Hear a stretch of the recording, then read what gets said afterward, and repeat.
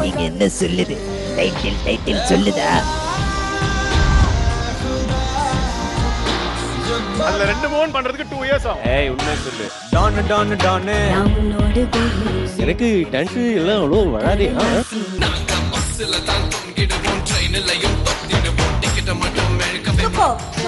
Super. Hi daddy. Hi darling.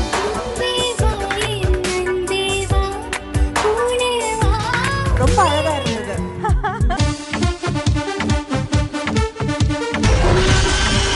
கண்டிப்பா சொல்லணும். ஒரே வார்த்தை கொடாடே.